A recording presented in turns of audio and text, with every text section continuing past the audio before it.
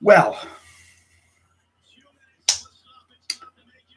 so is that how every series is going to be against these guys? Oh, what is going on, everybody? So, Crazy Dog back with another Indians recap preview stream. You know how these things go. And it's officially August, which means football is another month away. As I'm watching the Gold Cup right now, USA literally just scored right before I hit play, so that's fun. But I'm going to recap what I said in the description was another chaotic series against these freaking White Sox. Like, I don't know what it is, but every single freaking game against these guys, every game has been chaotic. The only game that really wasn't close was the no-hitter that they hit against us. But even that was must-watch. I mean, God, it's like no lead is safe in this series. Both teams have come back at least once in these games, and I think we've only had like, 2 or 3 freaking extra inning games. It was absolutely insane. That's what you love to see, you know? So we're going to jump right into these games. Game 1, of course, we had JC Mejia. Mejia wasn't bad. I know I slander him a lot. I say he's a bum. He doesn't deserve to be on. He shouldn't be on. But I mean, to be fair, he kind of held his own in this game. He didn't get absolutely embarrassed like I was thinking he was going to. And I mean, yeah, he did. We did freaking lose the game, obviously, but we actually were ahead. We gave him run support right off the bat before he came in the game. Top of the first inning, Franmil Reyes singled in 2 runs. We were up 2-0. Could have been up 3-0. But I think Jose got gunned down at third. We could have easily scored some more runs, But, of course, we can only score so many. And then Moncada responded with a solo shot in the bottom of the second. And then they would respond again with Goodwin and Garcia both scoring a couple runs in the bottom of the 4th. Then we would respond in the 5th with a Jose RBI single. And then we would walk in a run in the bottom of the 5th. And Franmil Reyes would hit the dong against Ryan Tepera, who's literally playing his first game as a White Sox. Dude hit it to the moon. In fact, I think that ball landed in Wrigley Field somehow. Like it somehow ended up in Wrigley Field. Or maybe it pelted the Sears Tower. I don't know. But yeah, he hit that thing far. And then the bottom of the 8th happened. Ugliest inning I've ever seen. I'm surprised we didn't have more errors than we did. Watching the ending of this freaking game here. Oh, almost got another goal there. Damn. But yeah, bottom of the 8th. We were tied at 4. We had just tied the game.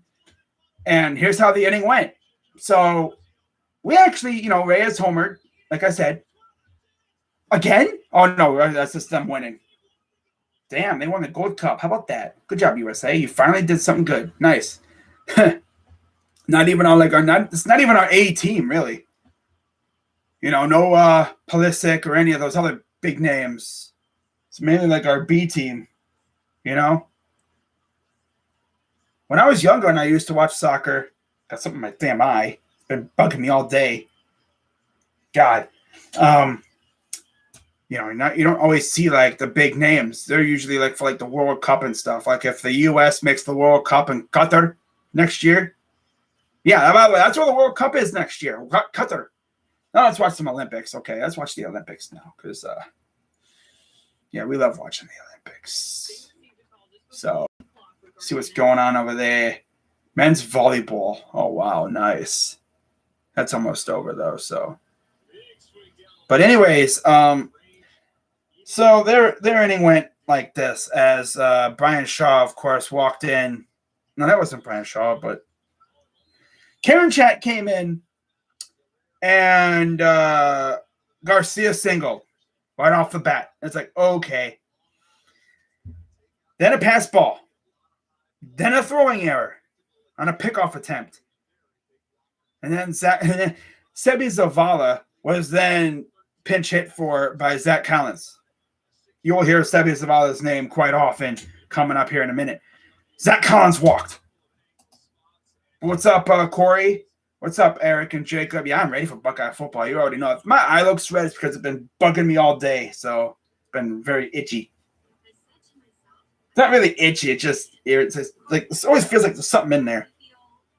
Oh well, probably put some eardrops in my eye. Wow, eye drops in it. Probably before I go to bed or something.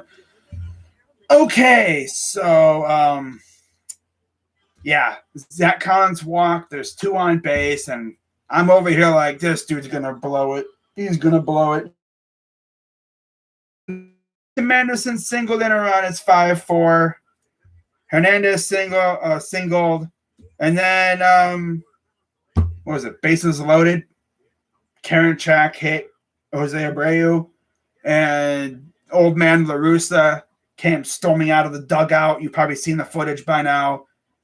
Instead of yelling at Karinchak, he goes and yells at Perez, the catcher, for some reason or other.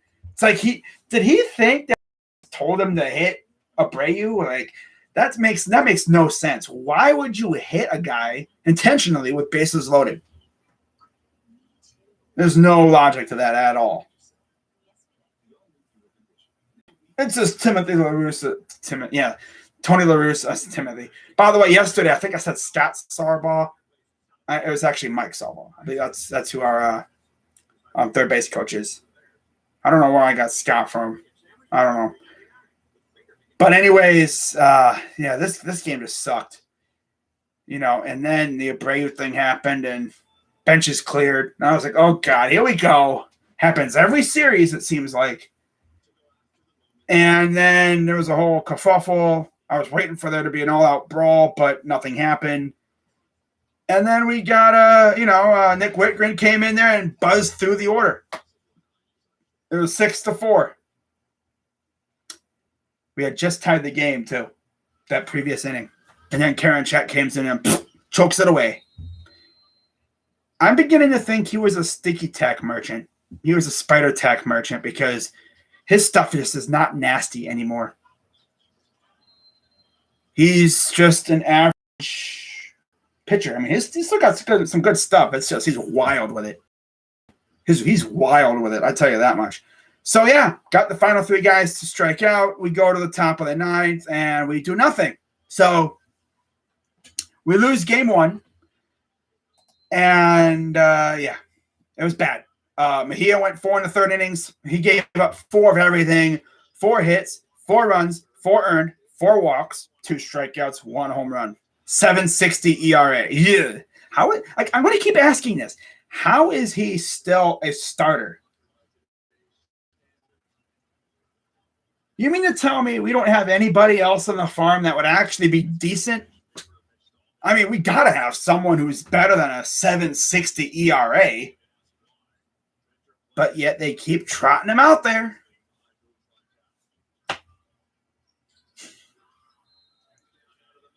I mean, this is probably his best start in a while. Because he gave up 4 runs, but still, I mean, he went almost 5 innings. Lance Lynn, on the other hand, had some issues. 5 innings, 7 hits, 3 runs, 3 earned, 1 walk, 7 Ks. Dude was all over the place. And the funniest thing is with him, he gets pissed at himself. And it's so, I'm not going to say it's hilarious. It's just something to watch him just literally berate himself on the mound. I can only imagine if this dude was mic'd up. I feel bad for the person that would have to edit that footage, or, hit the bleeper, because that dude would be bleep, bleep, bleep, bleep. He'd probably break the button. Bleep, bleep, bleep. All you'd hear is the freaking beep, beep. He'd be like, this beeping, freaking beeping ball. Mother bleeper. Bleep it. He'd just be going off. Oh my God. Like, he and Liam Hendricks, I swear, they are the most psychotic freaking pitchers I've ever seen. They're psychos. I mean, and of course they both play for the White Sox. Of course they do. Of course they do. They both play for the same team. Of course. And then you got freaking, Tim Anderson, who is like Captain Swag. Like, this dude like radiates like all kinds. I mean, remember, this dude freaking bat flipped against the Royals and induced a freaking benches clearing brawl. Oh my God. And of course, they have arguably the most swaggerless manager ever. Old man freaking La Russa. And the thing is, like, people may wonder, do I hate the White Sox? A little bit. I mean, they're a division rival. Not going to like them. But their manager just... I hate their manager. I hate La Russa. I hate him. I'm hoping we can beat Toronto. But I hate La Russa. I absolutely despise him. But, if you're Rick Hahn and the White Sox upper management, you're looking for, if you're like the owners and stuff, why would you choose to hire a decrepit old man who hasn't managed in a while over AJ Hinch, who he was a part of a cheating team, but he's a damn good coach. He's a damn good manager. And then, of course, he would go to the Tigers. So, yeah. That's tough. But then, of course, our manager has been dealing with health issues all freaking the past, 3 or 4 years. He can barely stay in the freaking dugout because he's always sick or something, which I'm hoping he feels better. Dude's getting hip replacement surgery. He's had freaking gout or something in his foot. Like an infection or something. I think he's going to have a rot in his toe. Dude's been walking around in a walking boot all year. He had a freaking head cold coming into this series.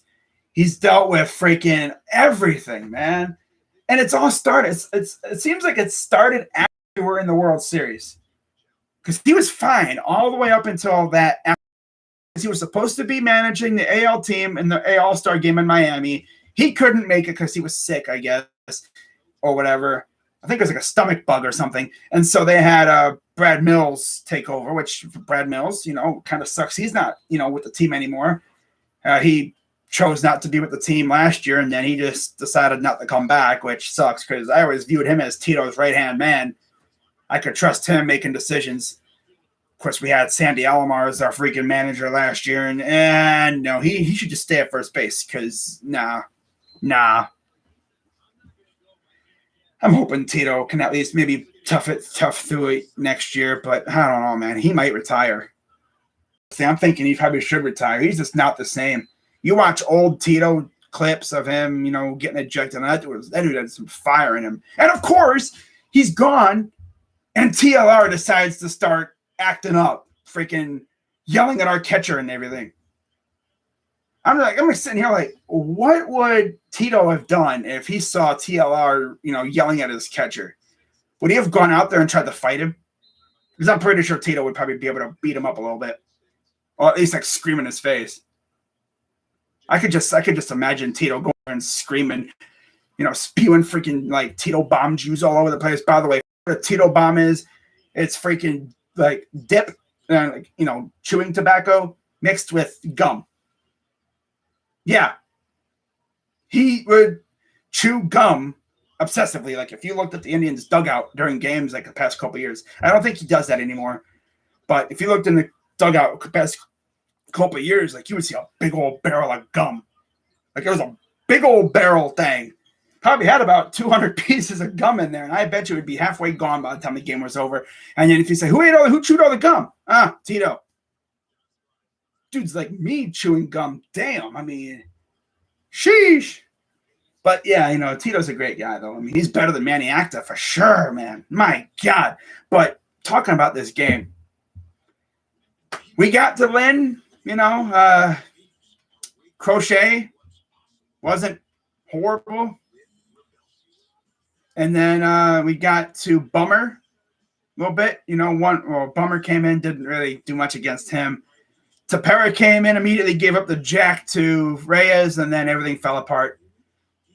And yeah, so we lose this game. Ruiz goes to 1-1. He came in right after Tepera gave up the jack, so Ruiz came in, got the win after we imploded in the 8th. Karinchak rightfully took another loss. He's 7-3, and Hendricks got the save. He's got 26 on the year. Now we go to game number 2. I streamed this game. This thing was insane. God, 2 insane games. I mean, I'm not really going to go through too much of it. Just watch my stream. I mean, come on. It was Kaiko versus Mckenzie. Mckenzie was not great. 4 hits and 4 innings, 6 runs, all earned, mainly from that grand slam. 2 Ks, 3 home runs, and 3 walks. And then Kaiko, 5 1/3 innings, 5 hits, 5 runs, 5 earned, 1 walk, 4 Ks, and 3 home runs. So they each gave up 3 home runs. And we were down 6-1. And this team came back and tied the game, took the lead. We were up by 4 twice. Bullpen damn near tried to choke it away twice. And luckily, Class A came in for the 5-out save and secured the dub. And we avoided getting swept at least. So with the rubber match coming up today. So Garza got his first win of the year. Kopech took the loss. He's 3-1, his first loss. And then Class A got his 13th save. Should have honestly had a couple more, but Jed Lowry happened. The error in Chicago earlier in the year happened. He's blown a couple saves. Most of them weren't even his fault. It's been our defense, which has been trash this year. My God. Ahmed Rosario needs either a bigger glove or something. That dude has, I guess that's what happens when I get so used to seeing Lindor out there patrolling at shortstop, because that dude has a friggin' vacuum for a glove. The ball comes anywhere near him, he's got it, and he's making insane throws. He'll miss one every now and then, but he'll make an insane throw and stuff and just make us go, oh my God. And then we decided not to pay him, and he went to friggin', New York, and now he's got his boy Baez with him. Nice. Happy for him, man. So we win this game by the skin of our teeth. And if you watch this stream, you'll see my attitude literally changes every half inning. From when the offense is when the offense is up, I'm happy. I'm feeling good. I'm like, yeah, man, we have a chance to score. Offense is beating up on Kaiko a little bit. We were beating him up. We were getting hits, looking good. But then Mckenzie, I was pissed at him. But when the bullpen came in there, other than Garza, who was fantastic, 1 walk, 3 Ks. That's the best outing of the night, honestly, because everyone else just sucked. Sandlin got 1 strikeout, but he got through. That's fine. Sandlin was the man that came in and rescued Shaw. He rescued Shaw. Shaw sucks. Why couldn't we trade him? We traded, honestly, the wrong club. We traded the wrong relievers. We traded the wrong reliever. We should have traded Shaw. We should have traded Whitgren. I love Whitgren. He's a good guy. But that dude, his stuff just, it's not great. When we first got him, his stuff was electric. It had some good movement. But he leaves stuff over the plate. If you're a pitcher, you're trying to make a miss. Shaw and Whitgren have been unable to make guys miss. The only way Whitgren gets people to miss is when he does his little delay. He'll do his windup and he'll just sit there for maybe a second or two, an extra 2 or 3 seconds, just to ruin the timing, and then he'll throw. So why hasn't he been doing that often? Yeah, if you do it too much, they're gonna start keying in on it, but they're keying in on you anyway. But this was, of course, the game where Sebi Zavala hit 3 dingers. Not going to go through the freaking scoring because I streamed the game. Go back and watch. It was insane. And, I'm glad we won. This would have been a brutal loss if we lost this game. I swear, man. Being down 6-1, coming back, taking the lead. He had 2 4-run leads. Damn near blew both of them. My God, bro. I think that game took like 3 years off my life. I swear. Do I have gray hairs? If I do, it's because of that game right there. My God. But we won. We won. That's all that matters. It's a dirty win. It's an ugly win, but we won. And then we talk about today's game. Now, I was thinking about this. I was thinking in my head, we're not going to score a whole lot of runs. We never do. We emptied the clip against the White Sox the night before. It usually takes us maybe a couple games to rejuvenate those runs. It's like a stamina bar. We emptied the clip against them last night. Last night. So to score for the Indians tonight, Miles Straw, the former Astro, who I'm sure White Sox fans don't really care too much about, but granted he played for the Astros, they probably hate him because of that. Because for some, everyone associates, even players that had nothing to do with it, they were like, he would play for the Astros, he's a cheater. Miles Straw wasn't even there. I think he was in the minors at the time. But he played for the Astros, so he's automatically a cheater to some people. Okay. But he was the only one that scored a run for us early on. Yeah, imagine that. He hit a home run for us. And it's this is going to be that kind of game. We had chances, couldn't execute again. And then here we go again, bottom 5th. Freaking bozo. Who was the bozo that loaded the bases this time? Crap. Who was the bozo? Wasn't it freaking Quantrill again? Yeah, it was Quantrill. Quantrill was a bozo today. Dude's out here having a mini walkathon. What is with our starters and walking people? Again, I guess I'm just so used to Bieber not walking people. Or Savale not really walking people. It's can we stop having walkathons, please?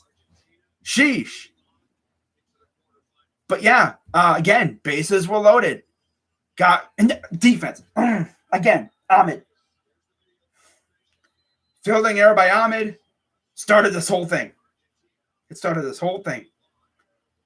Goodwin reached on a fielding error by Ahmed Rosario. Zavala walked because why not? What is a strikeout nowadays? Strikeouts are overrated. Let's walk people. Give them the free base. And then Cesar got on base because Jose hesitated for an extra second.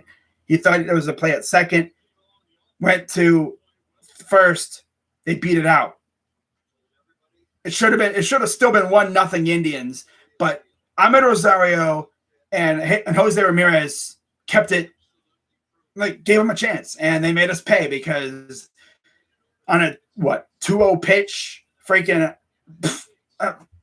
Quantrill hits Abreu. What are you doing? Second day in a row you've done this. Damn. Oh my God, this is ridiculous. So they tied it up, and then we did nothing afterwards. And they, of course, they didn't really do anything either. They had chances. But arguably the best chance was in the 9th inning. After that inning, I will say, after that, they didn't really have many chances to do anything. Literally, after they scored, bottom of the 6th, they had a single from Engel, who stole second. That was the best chance. They didn't do anything against Blake Parker. And then Nick Whitgren came in for the 8th, got him out of the 1, 2, 3 inning. And then came the bottom of the 9th. And they kept Whitgren in there for some reason. I would have went with Sandlin or somebody, And he got Engel to fly out to Straw. And then Brian Goodwin, of all people, who homered in the first game of the series. I think he homered yesterday too, I believe. He homered and ended the game. And then he yeeted his bat. I mean, I hate the team, but that like, bro, this dude is straight up from what it looked like. He yeeted his bat into the crowd. I don't know. I don't think he did, but he didn't.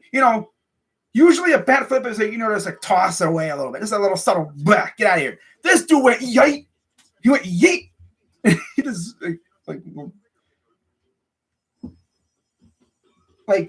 damn, Brian, you trying to hurt somebody with that bat though? I don't think it went into the crowd, but that was like he yeeted that thing. It's like, well, damn. Okay, you're just gonna yeet the ball, you yeet the bat like that, like you yeeted the ball because Whitgren is low-key a dunce, and you want to know what that pitch was? You look and see what the pitch was. It was damn near down the middle.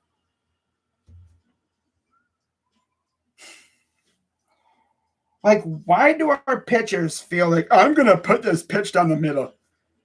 If you're gonna do that, it better be a freaking 105 mile per hour freaking flamethrower that he can't catch up to. Oh, the pitch that he threw? Oh, that's 92 mile per hour fastball. He's like, here you go. And then, 92 miles per hour. Yum, yum, yum, yum, yum. Boom.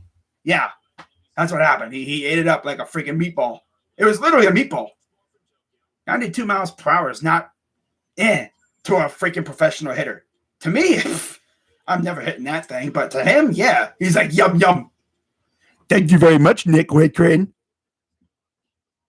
Call him Nick a Litgren. Not even that, because he's not lit. But he took an L. Oh my God, dude, this team kills me. So, in terms of how the pitchers did, Quantrill once again, another great outing.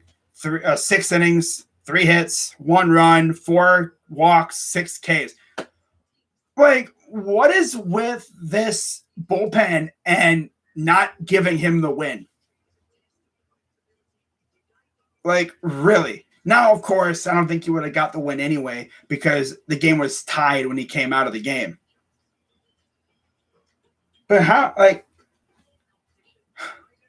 really? Like, dude, one of these days he will win a game again. Who knows when it'll be, but I'll tell you one thing. He's definitely making a case to be the number 5 starter when Bieber and Savali get back. I would make him the number 5 or number 4, whatever. Maybe, I would make him the number 4. Yeah, that's what I'd do. I would make him the number 4, and then maybe Eli Morgan the number 5.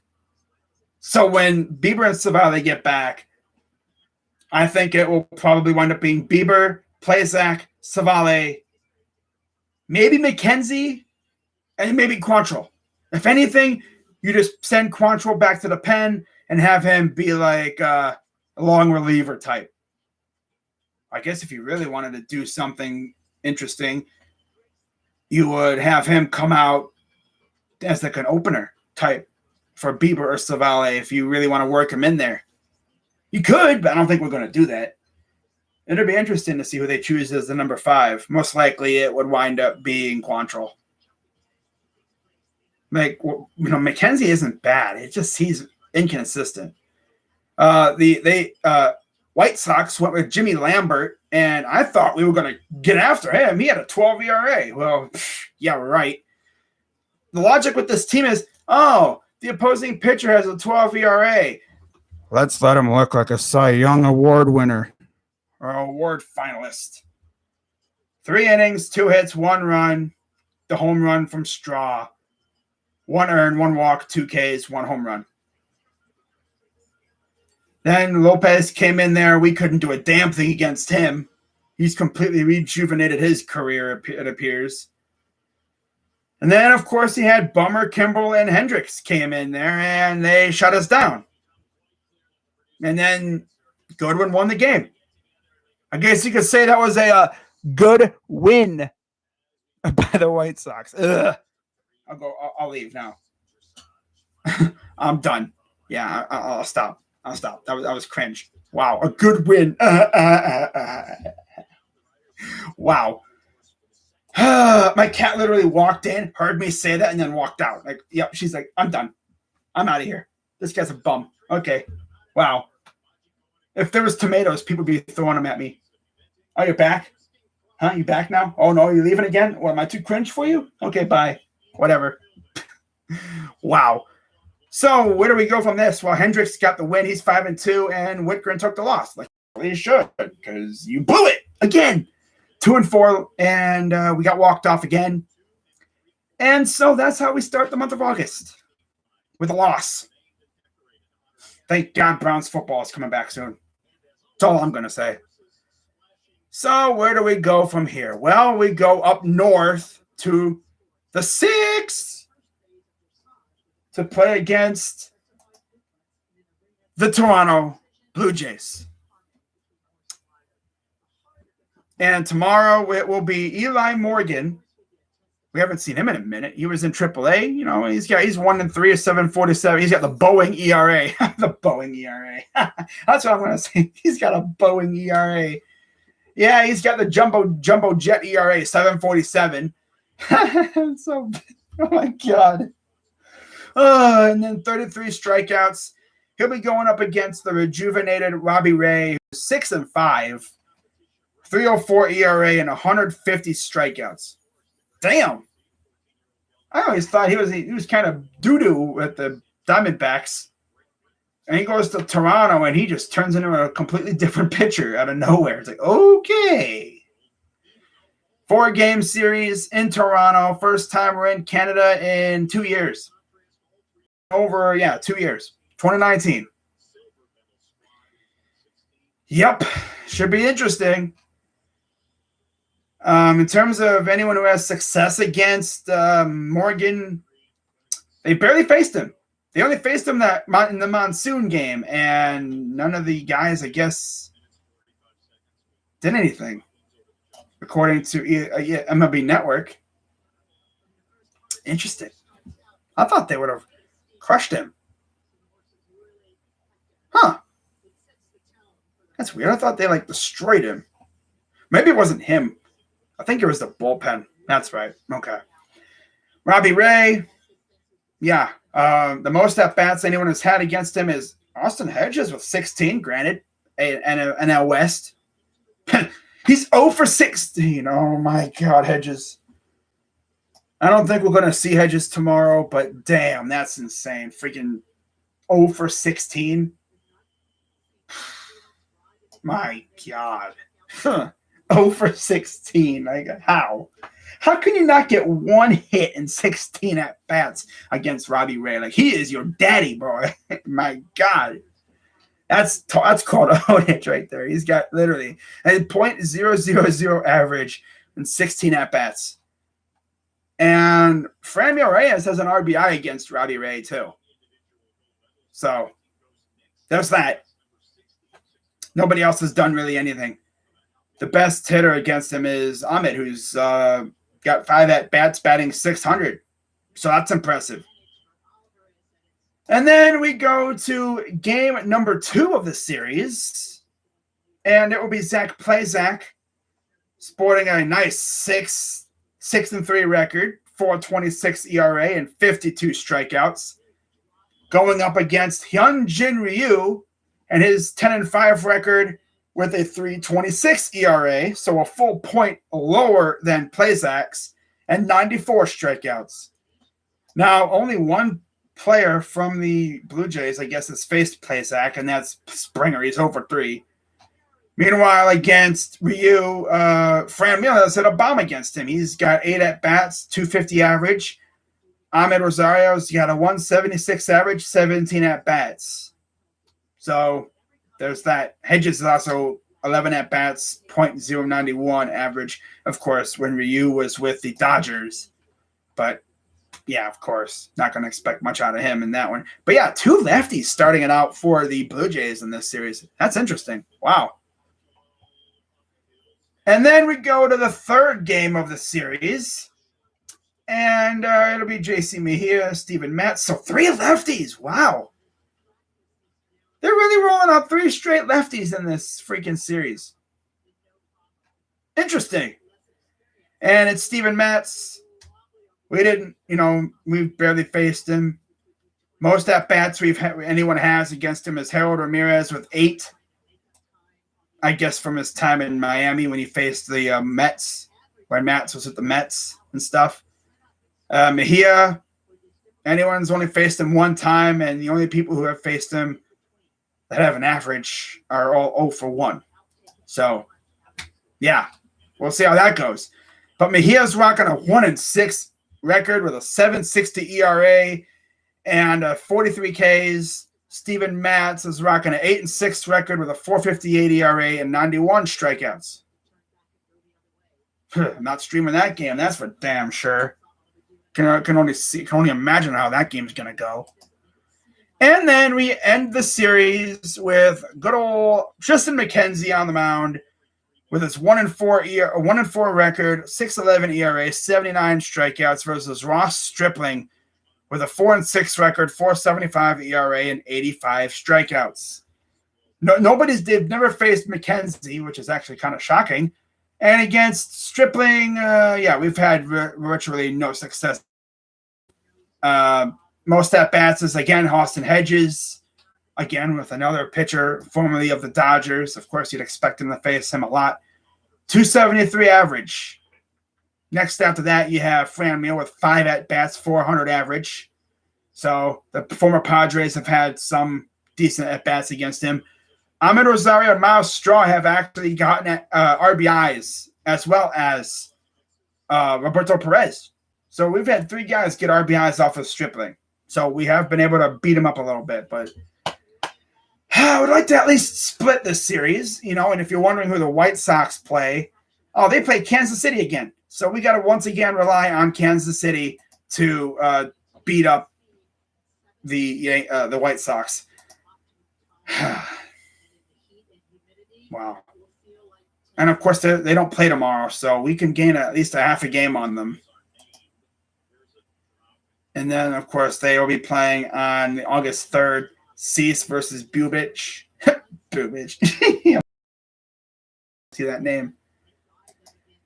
Then let's see who they got to face off against in Game 2 of their series. Giolito and Hernandez. Okay. Wow. And then I believe this is where they're going to get to the pitchers that faced us. Kaiko versus Daniel Lynch. 7-4 versus 1-3. Okay. I know Gio was going to want to rebound after that horrendous. And then, of course, you get the Chicago series. Wow. So Kimbrel possibly facing his old team. That's crazy. But, and of course, after this series, we face Detroit. So if we can get some wins going, we'll be in good shape. So with that being said, guys, I'm going to wrap this up, and hope you guys have a great night. If the Cavs do sign anybody, come to an agreement with anybody tomorrow, I'll, of course, be making videos for any Cavs free agent signings. Of course, free agent signings will not be deemed official. They can't sign on the dotted line until August 6th. But today, August 2nd at 6 p.m., you can officially start negotiating, and I expect there to be a lot of chaos. In fact, there's already been, I guess, a report coming out that the Heat are going to be doing a sign-and trade for Kyle Lowry. Wow. So we'll see how that goes. We'll see what the Cavs do. Of course, I did a community post talking about potential Cavs targets. We'll see what they do with that. But that is going to wrap it up. What's going on, Brett? It's gonna wrap it up. Be sure to hit the like button, subscribe. You already know. I'm trying to get to 1.8 1,000 subscribers. Let's see where I am right now. In fact, while I'm live. Okay, let's see where we are in terms of subscribers. I am 1.73 according to it right now, so that's good. Slowly but surely, I am gaining subscribers. It's always a great way to do it. So let's go to manage videos. I'm just going to be searching around here for a minute. Okay, analytics. Yeah, 1.733 thousand subscribers. My freaking stream went off last night. That's awesome. So with that being said, guys, I'm gonna head on out of here, and see what the Cavs do tomorrow. I expect them to make a couple moves, maybe sign a wing defender or something. Doug McDermott would be great, but we'll see what they do. So with that being said, I'm Crazy Dog at 99. Let's go Tribe. Let's go Cavs. Browns are starting up soon as well. It's going to be a fun couple weeks here, and I'll be doing summer league and preseason for the Browns and the Cavs, as well as Indians games. So, and then any Blue Jackets, free agent signings. Then, so I'm going to be popping out videos like crazy lately, next couple weeks. It's going to be fun. So it's officially August. Football is closer. Training camp's underway. Preseason's almost here. I believe the Hall of Fame game is this week too. So let's get it. I'm Crazy Dog. Let's go Tribe. Let's go Cavs. Let's go Browns. Let's go Blue Jackets. Let's go Buckeyes. They start up soon too. Man, it's going to be busy. Can't wait. So with that being said, I'm out.